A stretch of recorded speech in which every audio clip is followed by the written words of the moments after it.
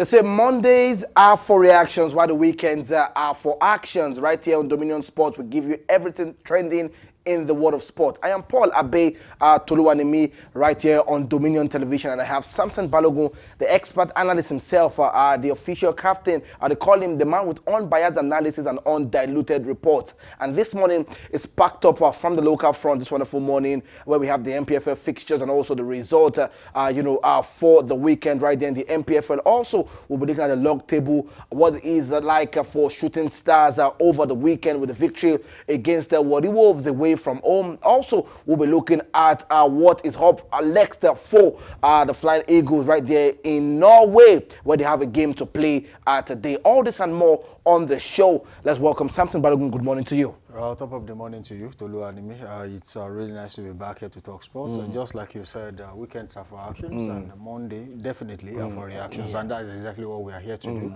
to dissect every action that went down over the weekend, from the, of course, the English Premier League to the under-20 female national team, the Falconets, and their exploit at the Lekon Salami Stadium on Saturday evening. There's a lot to talk about in the world of sport.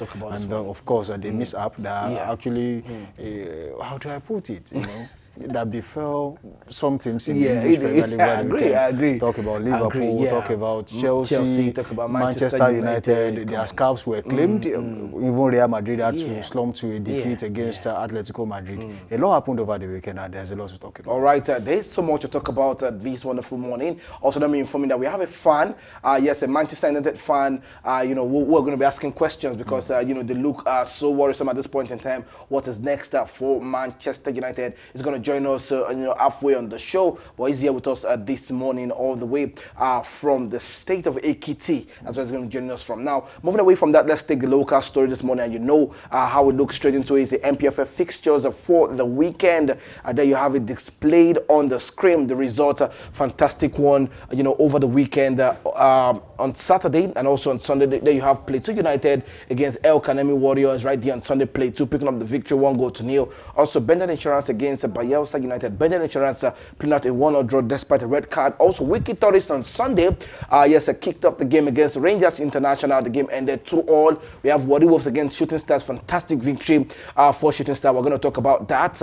Also, Barao against Kun Khalifa. The game ended 3-1. And we have Nasarawa United against Katsina United, 2-0. And we have Ikorodu City against still undefeated in the MPFL. Eyimba United ended 1-1. Let's start off with the games on Sunday. Samson Balogun, there you have the results. Plateau United picking up the victory, and Bendel Insurance against Bayelsa. Bayelsa going away, picking up a draw. Well, I think, fantastic results over the weekend. It was really nice. You see Plateau United getting victory against the Academy Warriors at home. That was on Saturday. And Bendel Insurance, just as usual, I want to put it that way, this season, they have not been really, getting maximum 3 points. They were able to get a point, at least at home, and against Bayelsa United, who are also not doing badly in the MPFL this season. 2-2 it ended between Rangers and Wiki Tourist. Yes, it was we saw a flurry of goals in that game, but so many would have expected Wiki to actually grab all 3 points against Rangers. But then when you are experienced and you are big, that's what people say on the streets. Rangers showed exactly what they are capable of doing away from home, and they got a point at Wiki. But so many people would want to talk about the result over the weekend. Some would want to talk about Shooting Stars, but then I would love to talk about Barao FC getting 3 points away to Kun Khalifat. If you look at how Kun Khalifat played when they came to Adamasingba Stadium to play against Shooting Stars, Shooting Stars struggled to get a 2-1 victory over Kun Khalifat. And, we're thinking, Kun Khalifat will be one of the teams that would really give every team a run for their money in the MPFL this season. I agree. But unfortunately, they slumped to a 1-3 defeat against Barao FC that weren't too,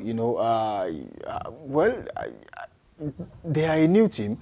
Some would expect, teething problems, but unfortunately it did not happen that way, and they had to claim the scalp of Kun Khalifat.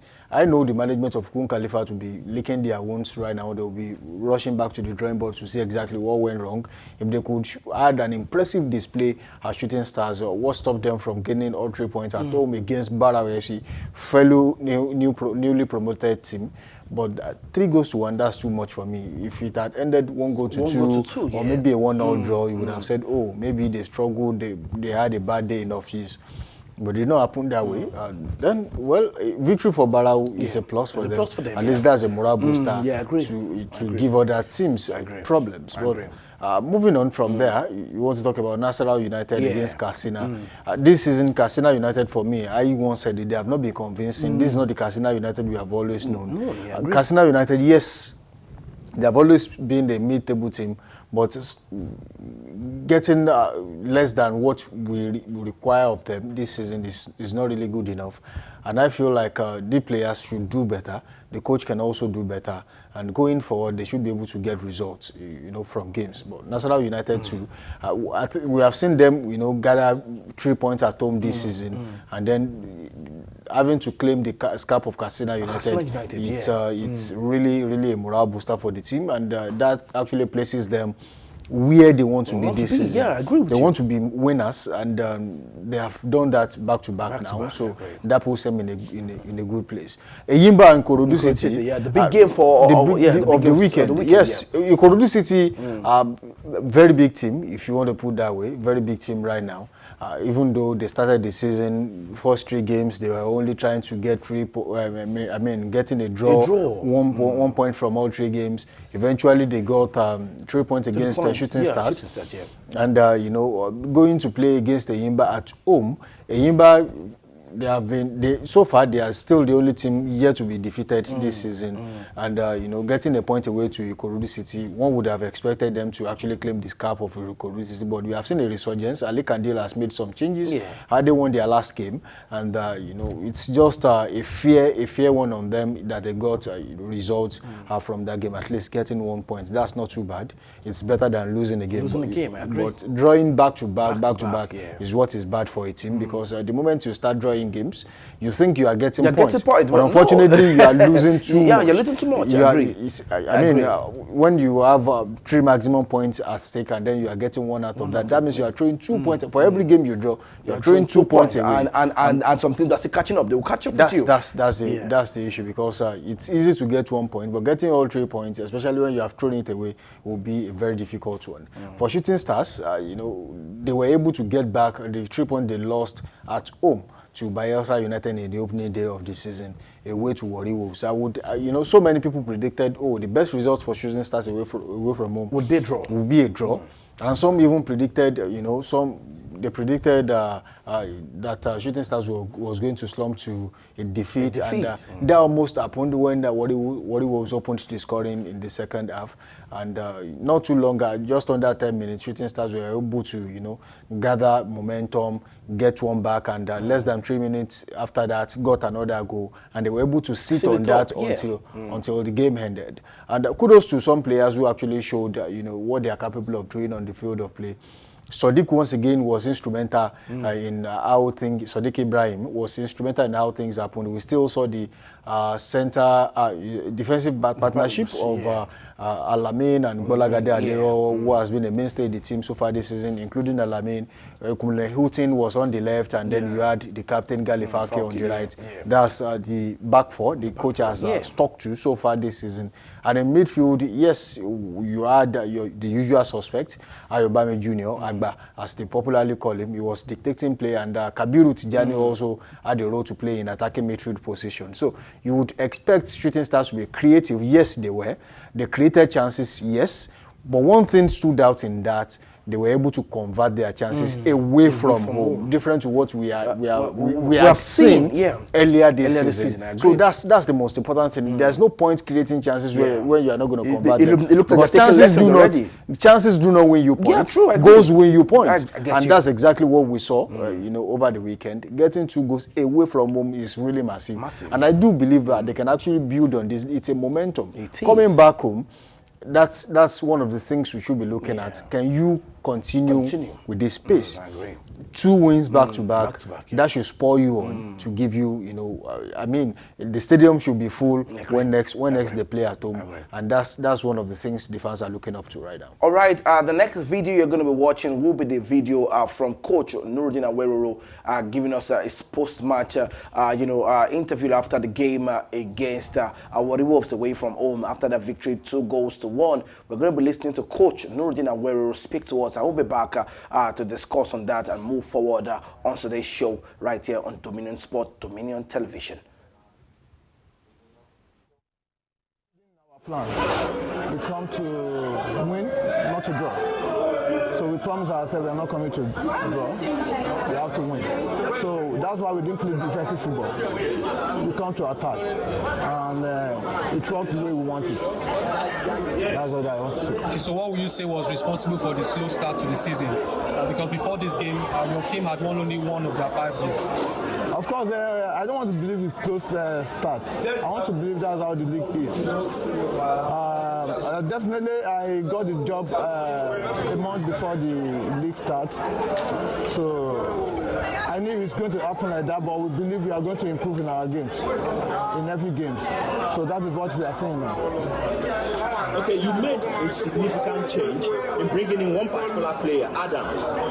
Was it part of your game plan for him to come in and be the spoiler at the end of the day? You also removed him before the game ended. Of course, definitely it was part of the game plan. We had the free kick at the edge of the 18. And we believe that's half goal for us, and we believe in his ability. One of his key weapon is shooting. So that was why we tried to delay, and it worked the way we wanted. Okay, so Coach, finally from me, so this is your 3rd away game, 1 win, 1 draw, 1 loss. The next time you play is against Kano Pillars. Are you promising your fans that you're going to go to Kano and win after the game against Plateau United? Of course, every coaches want to win all matches. So I don't want to talk about Kano Pillars now. I want to believe in the next game. Our next game is our own match. All right, there you have Coach Nuruddin Aweroro speaking after the victory against the Warri Wolves, and so much talking point from that, post-match, conference. And trust me, I enjoyed that one. And he spoke about a certain player that we were talking about, also Adams. Mustafa Adams. Yes, Mustafa Adams, and you gave so much a spotlight to this man even before we came back to the studio. And Samson Balogun also, the same error has been going on with Shooting Stars in the defense line, always conceding goals with errors that should not be happening. And also he spoke about that one against Kano Pillars. So we have 3 talking point right now. Let's talk about Adams, his inclusion to the team, and what he can bring to a team like Shooting Stars from there. Well, Mustafa Adams is a left-footed attacking player who is industrious, is that kind of player that is restless up front.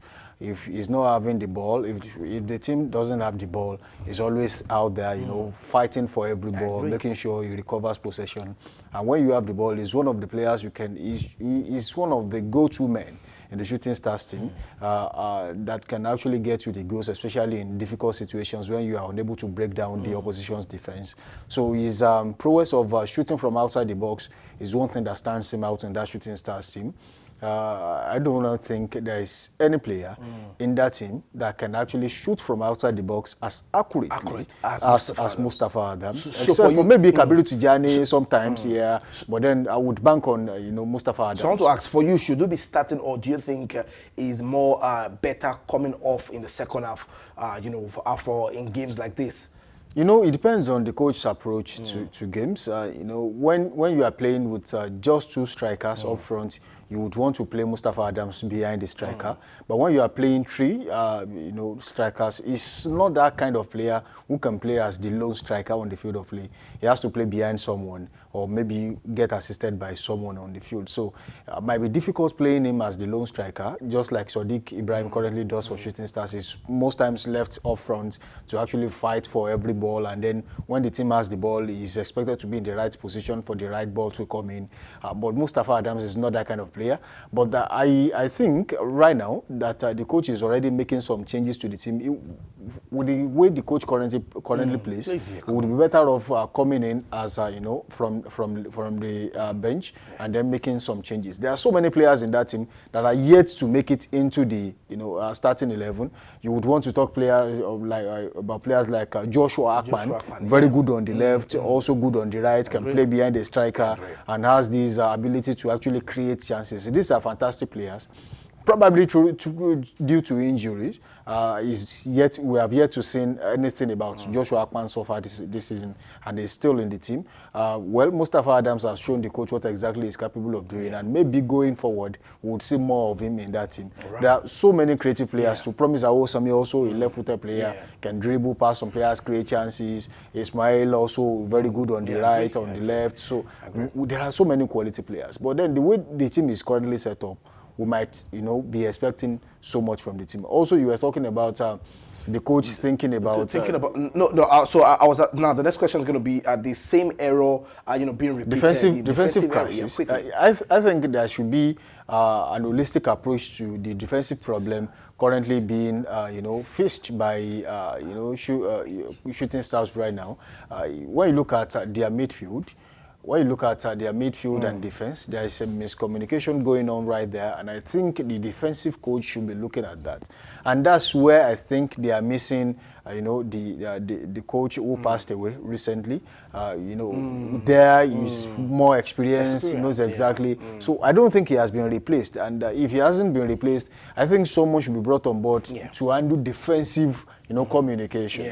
We've seen that being done on the field, especially when they prepare for a game. But we have not really seen it being implemented in games. So this is a crisis going on at Shooting Stars, because if you are not conceding goals, means that you have a chance of winning a game. But the moment you concede first, the first thing you think about is, how do we level up? And then it might take you forever before you level up, not to talk of winning that game. So they were just lucky away from home. 82 minutes and 86. They were just lucky when Kamar actually got the first goal, and then Adams got the other goal. I agree. How about when you do not have the opportunity of creating enough chances to have 2 goals in a game? So you don't just think, we can also score, then you begin to ship in goals. So defensively, I think there's a communication gap, and of course someone should take up that responsibility and make sure that the point now is, if you look at that Shooting Stars team, it's still a team that is still evolving.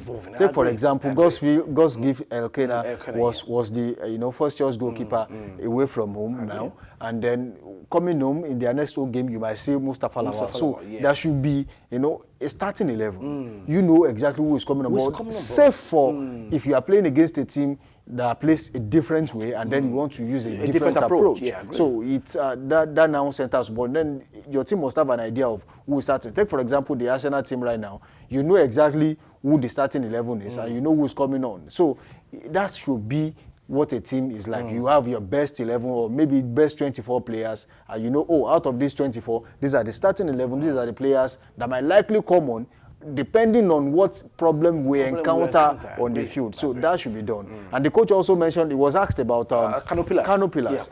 A reasonable coach wouldn't talk about a game after a game you have not even played. And that's exactly what he did. He brushed it off. Look, we are not concerned about that. We don't want to get ahead of ourselves. Let's undo the next home game first. And after that, we think about an away game. So we should not be thinking of an away game when we have a game to play. I mean, you cannot put 2 legs in your trousers at the same time. Ask that question should be crucified. I want to put it that way. The thing is, there's no way you can put on your trouser, putting the 2 legs in the trouser holes at the same time. So it's not done anywhere. So he knows exactly what he was trying to do. Look, don't distract us. We have a game at hand, and that will be an home game. So before you talk about Kano Pillars, let's finish this particular one. So it should be a game at a time. I agree. All right, there you have it. On the show we talk about Shooting Stars every day on the go, and also the local league. I'm talking about the MPFL is back-to-back. Also something over the weekend, before we move straight into the Falconets cruising into the third round of the qualification against the Rwanda 4 goals to nil. NNL got a big deal, from a company, and it's massive for them. We're talking millions of naira, and for you, you look at that and you wonder, what did they do right to get this deal done quickly? For NNL, they got the deal, and you wonder for MPFL, it's a little bit, the deal is not there, but NNL were able to get the deal, what millions of naira. We saw the players, they say they're going to get the money paid into the account of the players. Also, some teams are going to get the money when they win matches. It's a massive deal for the NNL this season. We also spoke about, the new changes in the Niger, Felele United Football Competition or Dugbe United Football Competition. If you get it right, you always have investors hovering around you to do business with you. And that's so exactly now what the deal is 500 million. I wanted to get that right. 500 million naira worth of deal. Over 100 million naira to Nigeria National League to run the league. They're going to have 81 million naira for the season award for the best team and best players. Every winning player in the NNL will receive 56,000 naira directly into their mobile money wallet within the minute of the final whistle. The league itself will earn 400,000 naira for every match played each weekend. You see, it's a very good one. We are beginning to have the approach and the setup of established leagues around the world.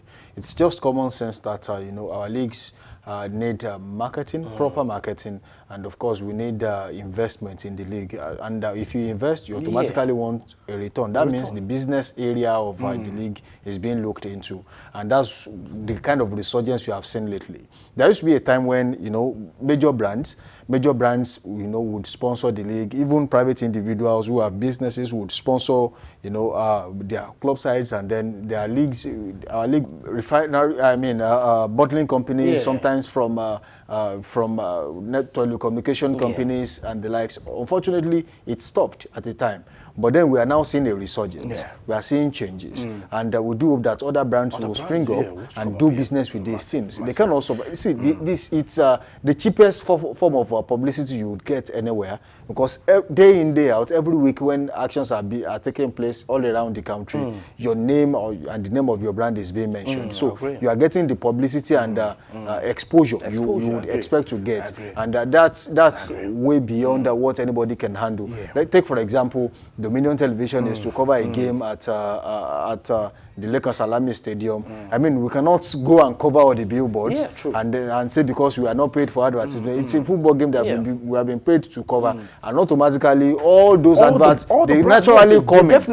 And that's what you get all around the world. So it's just a step at a time. As we always say, we are seeing changes and we expect to see more of that. All right, there you have it. Moving on to the next story quickly, because of our time. On the 20, Falconet has cruised into the third round after trashing Rwanda 4 goals to nil. Nigeria Falconet have zoomed into the third round of the 2026 FIFA Under-20 Women's World Cup qualifiers, comfortably overcoming Rwanda over 2 legs. In the second leg of the second round tie at the Lake on Salami Stadium in Ibadan on Saturday, the 27th of September, the Falconet trashed Rwanda 4 goals to nil to go through 5-goal aggregate. Precious Oscar, Tiamiyu Additional Janet, and also Alaba Olabi were the scorers for the Falconet. The Falconet will now take on either Senegal, which is going to be Senegal actually, in the third qualifying round. The Senegalese hold on to a 2-0 first leg lead ahead of the fixture,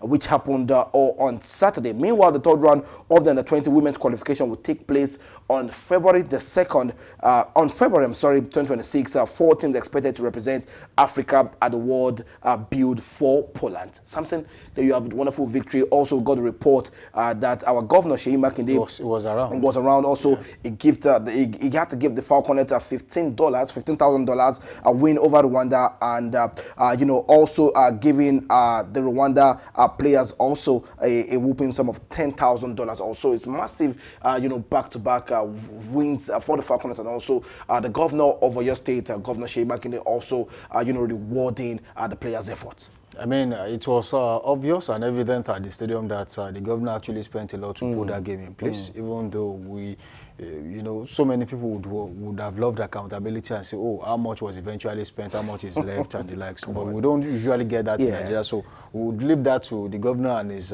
crew to determine what that is to them. But most definitely, if you were at the stadium, you know, it was packed. We saw the crowd was massive because the gate was thrown open. It was free for everyone. And we saw some students from some secondary schools who were actually told to come in and then to fill some spaces. A really big game. And, you know, it's an experience they would not forget in a hurry to see, you know, women of their kind, you know, doing what they know how to do best, which is to play football. Aside from that, away from what happened outside the stadium, what happened on the field was, you know, the Super Falcons, you know, getting prepared for major tournaments. You know, you saw a bright light. Some players in that team, quality ones right there. Janet, you talk about Janet. See, I saw about 5 players in that team that was okay. If these players make it to the Super Falcons, it will not be bad. Janet, for example, fantastic player, a very good number 9, and could also a dashing run down the left flank, gave Nigeria the first goal in that game. I mean, she was fantastic, got past 2 players, dashed down the left flank, crossed the ball into the opposition box, and then boom, there you have it. There was a shot and the goalkeeper fumbled and the ball ended up in the net. So it was, you know, a display of skills, precision, goals, I mean, chances created, chances converted. That tells you that if these girls are given the opportunity to actually mature into a bigger team, you would, you know, see a lot from them. The coach, for example, is doing a fantastic job. And Moses Aduku, he's been around for some time, and he's one of the coaches that really knows exactly what female football means to the Nigerian people. He's doing fantastically well. Moses Aduku, Justice Badugu, these are quality coaches, and they have been given responsibility. They have been saddled with the responsibility of repositioning the female football in the country. And we have not been disappointed. We saw what happened at the WAFCON. They came back with the trophy. And Aduku also preparing to take the team to the tournament. They have another round of qualifying series to play between Algeria and one other team. Whoever wins between them, you know, gets to face the Falcons of Nigeria. It's Senegal, actually. It's going to be Senegal. Okay. So, if for now, I would be tipping the Falcons of Nigeria because they are really in imperious form, and they have a lot to offer the people of Nigeria. And you know, when you look at the way the team is set up, they are not under pressure. Their ball control is top notch. When they turn and they twist, they play to the nearest man. That's how football is to be played. And you know, no one at the stadium was ever disappointed with their play. Everyone was just you know, going with the flow of how the game was being played. That was quality football, top-notch football from Aduku's side, and I do hope that they continue to build on this. And then when the major tournament comes, I know for sure that they are going to do really well. All right. We're looking forward to that one against Senegal, and we hope that we'll pick up the ticket right there for Poland. Let's move away from that. Still looking at the local story. A set time for the FIFA Under-20 World Cup happening right now in Chile. And it's going to be a big one for our very own Nigerian side, having that one against Norway. 2023. Any lessons learned, and what are the targets for this particular competition? Yeah, so many lessons well learned. The last World Cup I was was at